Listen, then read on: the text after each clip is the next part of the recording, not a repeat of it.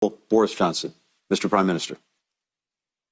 Thank you very much, Tony, and Your Excellencies, colleagues, friends. I'd like to begin by thanking President Biden very much for bringing us all together in the way that he has, and for setting out the problem in the eloquent way that he did at the beginning, and of course for returning the United States to the front rank of the fight against climate change. And I'm really thrilled by the game-changing announcement that Joe Biden has just made. And I'm very proud that the UK is doing the same.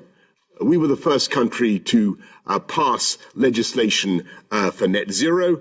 We have the biggest offshore wind capacity still, I think, of any country in the world, the Saudi Arabia of wind, as I never tire of saying. We're halfway to net zero. We have carbon emissions lower than at any point since the 19th century. We're ending support for fossil fuels overseas and doubling our international climate finance.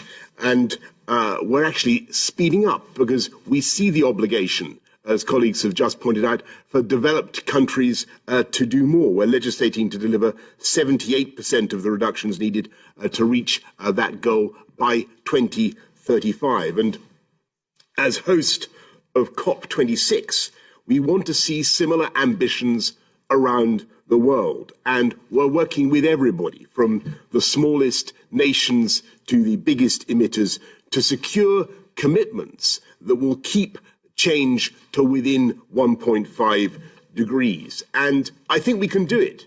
And to do it, we need the scientists and all of our countries to work together to produce the technological solutions that humanity is going to need, whether it's carbon capture and storage, or solving the problems of cheap hydrogen delivery, or getting to jet zero flying, getting to net zero flying, making sure that we can really roll out EVs properly, making sure that our homes stop emitting such prodigious quantities of CO2, moving to sustainable domestic living. We can do this together across the world. And it's going to mean the richest nations coming together and exceeding the $100 billion commitment that they already made in 2009. I stress how important that is.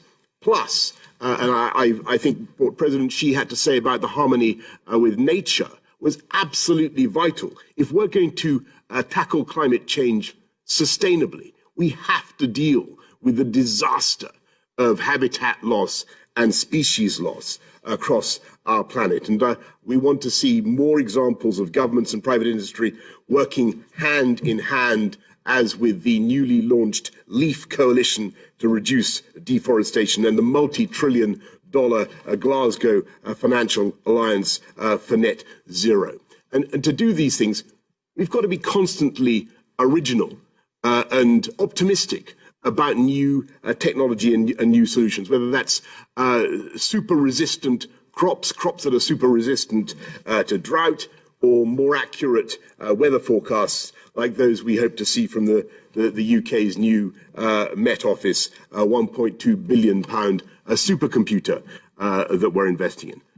I'm not saying any of this is going to be easy, and there is obviously going to be a political challenge. And I think it's very important to go back to the original words of President Biden, because it's vital for all of us to show that this is not all about some expensive, politically correct green act of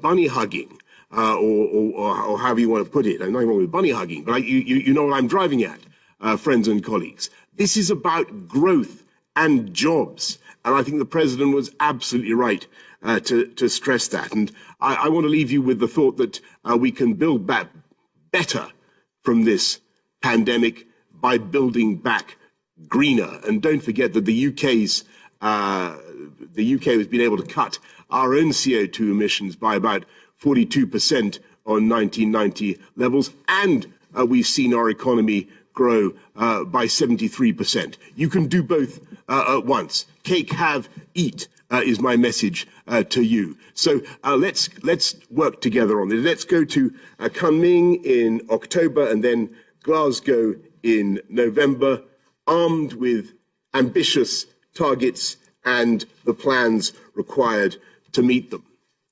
And let's use this extraordinary moment and the incredible technology that we're working on to make this decade the moment of decisive change in the fight against climate change, and let's do it together. Thank you very much.